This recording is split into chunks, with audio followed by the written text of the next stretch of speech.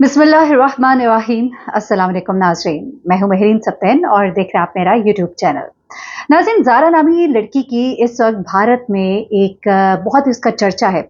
एक शोर मचा हुआ है पूरे भारत में। ज़ारा नामी लड़की, जिसका नाम जो है खुफिया नाम या ऐसा नाम जो उसने सिर्फ वक्ती तौर पर इख्तियार किया था, ज़ारा दास गुप्ता। जी हाँ, ज़ारा दास गुप्ता के नाम से मशहूर ये लड़की जो है, इसे पाकिस्तानी लड़की बताया जा रहा है और ये कहा जा रहा है कि इसका ताल्लुक पाकिस्तान की इंटेलिजेंस के साथ है। वो पाकिस्तान की इंटेलिजेंस के लिए काम करती थी।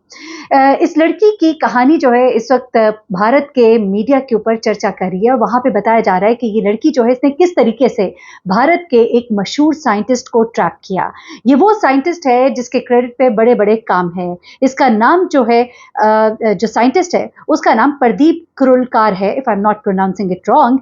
और ये साहब जो हैं इनकी उम्र 55 प्लस थी और ये साहब इस लड़की के इश्क में मुब्तला हो जाते हैं। जी हाँ, इस लड़की के इश्क में मुब्तला हो जाते हैं और इसको अपने मुल्क के अहम तरीन राज देना शुरू कर देते हैं। ये मैं नहीं कह रही, ये पाकिस्तान नहीं कह रहा, ये भारत कह रहा है, ये भारत का मीडिया कह रहा है। और वहाँ पर एंटी टेररिज्म स्क्वाड जो है उनका, वहाँ की महाराष्ट्र पुलिस जो है, उन्होंने एक बाकायदा चार्जशीट लगाई है प्रदीप के ऊपर और पूरी कहानी जो है इस वक्त भारत में घूम रही है। और वो कहानी क्या है वो ज़रा सुनिएगा। सबसे पहले तो प्रदीप जो है वो डायरेक्टर है defence research and development organisation DRDO lab का, यानी कि कोई आम शख्स नहीं है बल्कि बाकायदा तौर पे डिफेंस का डायरेक्टर है। He is a director of one of the labs. अच्छा, उसके बाद ये शख्स जो है इसको अरेस्ट भी कर लिया गया है स्पाइंग के जुर्म में और जो ऑफिशियल सीक्रेट एक्ट है उसके तहत, और उसके ऊपर अब बाकायदा तौर पर मुकदमा जो है वो चलाया जाएगा। ये कहा जाता है कि प्रदीप और ज़ारा, इन दोनों का कांटेक्ट जो है व्हाट्सएप के जरिए होता है। व्हाट्सएप पे कॉल्स की जाती हैं। बताइए क्या है ज़ारा की तरफ से, और वो इसको बताती है कि वो यूके में बेस्ड है और एक सॉफ्टवेयर इंजीनियर है। ज़ारा नामी लड़की जो है बताया जा रहा है कि एक बड़ी ही खूबसूरत लड़की है और ये लड़की जो है इसका ताल्लुक उनके मुताबिक पाकिस्तान से है। अलबत्ता ज़ारा ने जब प्रदीप से ताल्लुक कायम किया, राब्ता कायम किया, तो उसने उसको हरगिज़ ये नहीं बताया, बल्कि उसने उसको बताया कि वो यूके में रहती है और वो एक सॉफ्टवेयर इंजीनियर है। इसके लिए उसने प्रदीप को बहुत से मैसेजेस पहले तो किए, मैसेजेस करके प्रदीप से दोस्ती करने की कोशिश की। उसके बाद प्रदीप को उसने बहुत सी वीडियोस अपनी भेजी। ये भी कहा जा रहा है भारतीय मीडिया की तरफ से कि शायद बहुत ही बोल्ड किस्म की वीडियोस और तस्वीर है जो कि बिल्कुल भी पाकिस्तान का कल्चर नहीं है। ये बात करते हुए मैं इस बात को ज़रूर दोहरा दूँ, ना हमारा दीन, ना हमारा कल्चर इस बात की इजाज़त देता है जो कुछ भी रास्ता इख्तियार किया जाए, चाहे आप इसके लिए जो भी वजह बना लें, चाहे मुल्क की सालमियत हो, चाहे कुछ भी हो, हमारा दीन तो औरतों के पर्दे के लिए, औरतों की इज़्ज़त के लिए, औरतों की सालमियत के लिए जानें कुर्बान हमारे जवानों ने की हुई हैं। हमारे हिस्ट्री में ऐसी-ऐसी कहानियाँ मौजूद हैं, ऐसे-ऐसे वाक़यात मौजूद हैं, जहाँ पर औरत को कभी भी इस काम के लिए ना इस्तेमाल किया गया, ना पसंद किया गया। अगर इस काम के लिए इस्तेमाल किया जाए, तो उसको आप इस्लाम के साथ हरगिज़ नहीं जोड़ सकते। अब इस बात को मैं आगे बढ़ाती हूँ। अच्छा, अब ये कहा जा रहा है, और क्योंकि ये स्टोरी हमारी नहीं है, ये स्टोरी भारत की है और भारत में इस वक़्त ये बहुत वायरल है। अच्छा, अब क्या होता है कि जनाब ज़ारा दास गुप्ता जो है वो क्लेम करती है कि वो सॉफ्टवेयर इंजीनियर है, यूके में रहती है। आहिस्ता-आहिस्ता उसकी दोस्ती होती है प्रदीप के साथ और ये दोस्ती जो है एक नेक्स्ट लेवल पे पहुँच जाती है। अब जब इन्वेस्टिगेशन की गई, क्योंकि अब हुआ क्या कि प्रदीप ने आहिस्ता-आहिस्ता अपनी बहुत सी बातें ज़ारा के साथ शेयर करना शुरू की। ज़ाहिर-सी बात है, जो भी साइंसदान होते हैं किसी भी मुल्क में और अगर वो किसी सेंसिटिव पोस्ट पे होते हैं, तो उनकी तमाम एक्टिविटीज़ जो है वो अंडर इन्वेस्टिगेशन होती है। हर वक़्त उनके ऊपर नज़रें होती है। यानी कि इसका मतलब ये है कि वहाँ का सिस्टम कहीं वीक था और उस वीक होने का फ़ायदा उठाया गया, इस बात का इकरार वो कर रहे हैं अगर वो ये स्टोरी शेयर कर रहे हैं। तो वहाँ पर इस शख्स ने जब ये तमाम एक्टिविटीज़ शुरू की, तो ये अंडर ऑब्ज़र्वेशन आया। जब अंडर ऑब्ज़र्वेशन आया, तो फिर मालूम हुआ कि ये जिस खातून के साथ राब्ते में है, क्योंकि ये भी पता रखा जाता है कि ये लोग किन लोगों के साथ राब्ते में है। तो ये खातून जिसके साथ ये राब्ते में है, ये साइंटिस्ट तो यही सोचता रहा कि ठीक है, लड़कियों के साथ राब्ता भी हो तो क्या बात है।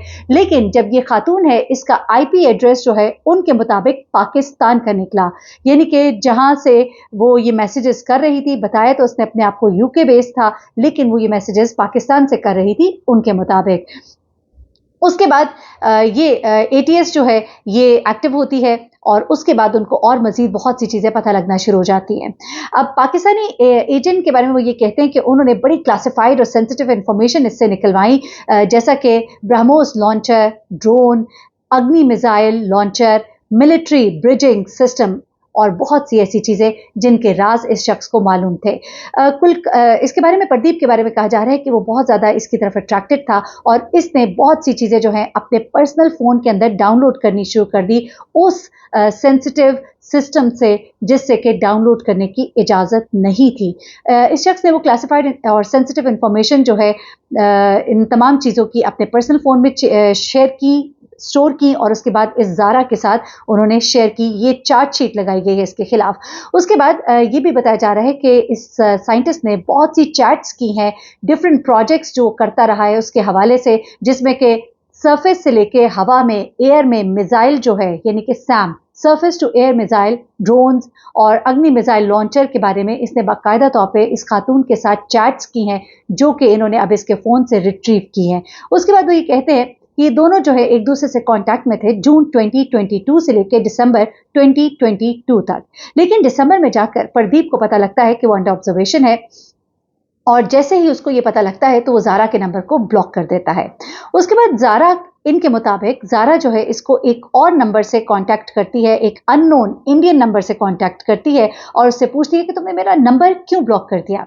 ये चैट जो है ये भी रिकॉर्ड कर ली गई और ये चैट जो है ये अब उनके पास मौजूद है। उसके बाद ये भी पता लगा कि ये साइंटिस्ट जो है जिस वक्त अपने काम पर होता था और सेंसिटिव ड्यूटी सर अंजाम दे रहा होता था, तो उस वक्त ये अपनी लोकेशंस और वेयर अबाउट्स इस लड़की के साथ शेयर कर रहा होता था, जो कि बड़ा ही सेंसिटिव मामला है। जब भी इस तरह के साइंटिस्ट अपने किसी भी काम पर होते हैं तो इनको सख्ती से इस बात की ममानियत होती है। एट टाइम्स इनको खुद भी नहीं पता होता कि इनको कहाँ ले जाया जा रहा है। एट टाइम्स इस तरह के साइंटिस्ट को बिल्कुल ब्लाइंड जो शीशे होते हैं उनमें ले जाया जाता है और उन्हीं में वापस लाया जाता है and they can not know and they do not know mostly. लेकिन ये अपने व्हाट्सएप लोकेशंस के जरिए और अपने जानने के बाद जब इसको, क्योंकि एक पुराना बंदा है, डायरेक्टर है, तो इसकी जो पोजीशंस है ये इस लड़की के साथ शेयर करता रहा, जो कि एक उनका बहुत बड़ा सीक्रेसी ब्रीच हुआ है। अच्छा, अब ये खातून जो है ये इससे पूछती है कि तुमने मेरा नंबर क्यों ब्लॉक किया, लेकिन उसके बाद इनकी जो भी बातचीत होती है वो सब भी जो है अंडर ऑब्जर्वेशन आ जाती है। अब ये लड़की जो है इसके बारे में तो इनको कुछ नहीं पता है, लेकिन ये साइंटिस्ट जो है ये अब अरेस्ट है, इसके ऊपर बाकायदा मुकदमा चलाया जाएगा। एक बड़ी हैरत अंगेज बात है, अब से कुछ देर पहले आपने एक स्टोरी भी सुनी थी जिसमें एक खातून जो 4 बच्चों की माँ थी, जो ऑलरेडी शादीशुदा थी, इसका शौहर जो है रोजगार के लिए, जरिए मुआश के लिए मुल्क से बाहर जाता है, सऊदी अरब काम कर रहा होता है। ये खातून जो है जिसने पहली शादी भी इश्क मुआशके के नतीजे में की होती है, बताया जाता है कि ये खातून जो है इसकी पहली शादी जो थी ये भी एक बातचीत होती है, लव अफेयर होता है, जिसके बाद शादी हुई और उसके बाद इसका एक ताल्लुक जो है जब शौहर परदेस होता है तो एक और लड़के से जिसका ताल्लुक इंडिया से है, ईसाईयत उसका मजहब है और वो उसके साथ राब्ते में आती है, दोनों की दोस्ती होती है। पबजी वगैरह भी बताया जा रहा है, गालबन गेम जिसके दौरान इनकी दोस्ती हुई और उसके बाद ये उसकी मोहब्बत में गिरफ्तार हो जाती है। यहाँ तक कि वो एक दफ़ा दुबई और दुबई से गालबन नेपाल का सफ़र करती है और वहाँ से उसको मुलाकात करती है और उसके बाद फिर वो वापस आती है, अपना घर बार बेचती है, अपने बच्चे लेती है और उसके पास चली जाती है। वहाँ जाके ये उसके वालिदैन से मिलती है और बड़ी अजीब सी स्टोरी है कि उसके वालिदैन भी इससे छुप छुप के मिलते हैं। ज़रा ये अदालत जाते हैं जब शादी के लिए तो वकील कहता है इसका पाकिस्तानी पासपोर्ट है, ये वापस आती है, फिर ये छुपते फिरते हैं, इनको डर होता है पकड़े जाएंगे और उसके बाद फाइनली ये पकड़ी जाती है। तो वहाँ पर ये खातून कहती है कि मैं इसकी मोहब्बत में गिरफ्तार हूँ, मैंने इसका मजहब इख्तियार कर लिया है और मैं अब इसके साथ रहना चाहती हूँ। वहाँ पर भारत के अंदर ये बहुत ज़्यादा शोर मचता है कि ये पाकिस्तान की एक स्पाई है और यहाँ पर इसको पहुँचाया गया है और इसका मकसद कुछ और है। फिर इन्हें रिलीज़ भी किया जाता है और सुनने में आया कि रिलीज़ करने के बाद इनको दोबारा गिरफ्तार कर लिया गया है। गालबन ये ज़ारा गुप्ता की स्टोरी जब से एक मंजर-ए-आम पर आई है उसके बाद से शायद उसको गिरफ्तार किया है।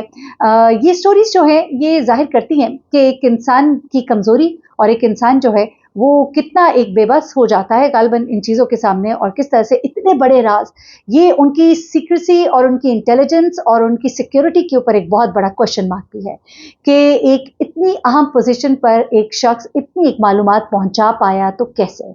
अपना बहुत ख्याल रखिएगा, दुआ में याद रखिएगा। अल्लाह हाफिज।